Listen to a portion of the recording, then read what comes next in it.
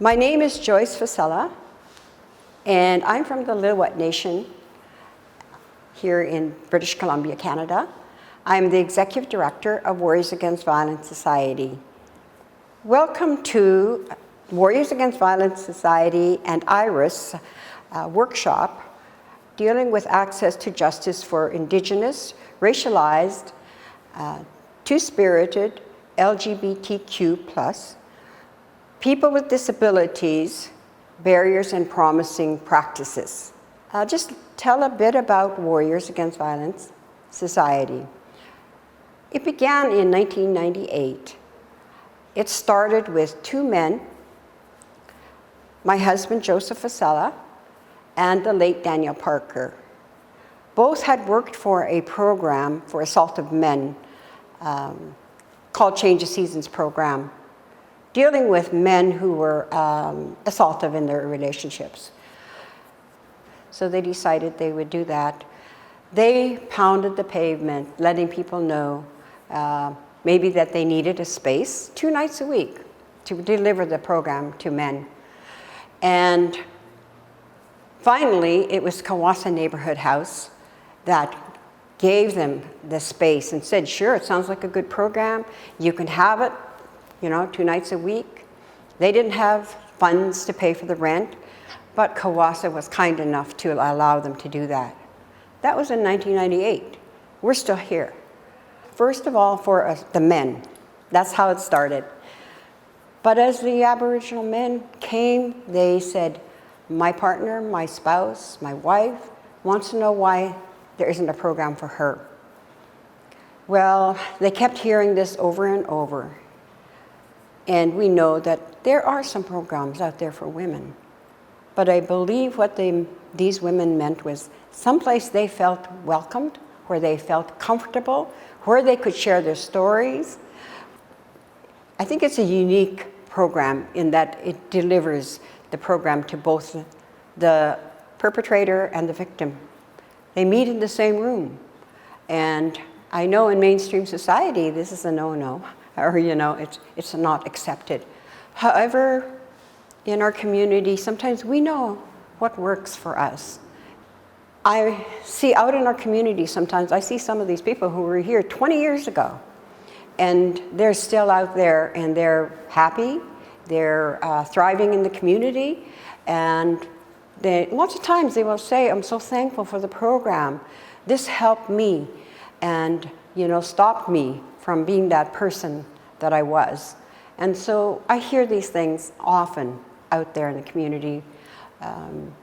So I know that the program is working and is helping to decrease the violence against women.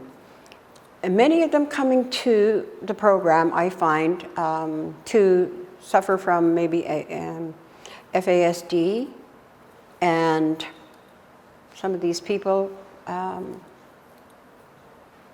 need help. They need help. Anybody with any other, disabilities, the addictions is a factor as well. So when you look at the addictions issue, there is something there that is, the individual is covering up, getting away from the pain of whatever has gone on in their life. I believe many of them feel beaten, downtrodden, like there's nothing to live for, and therefore go to that point where they feel no more.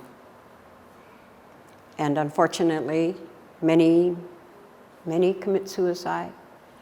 Many commit suicide through their addictions. You know that our population is very, very high within the prison systems. And it's well known. And, my question is why? Why is that so? And, I get many answers. And a lot of it has to do with how the system is set up.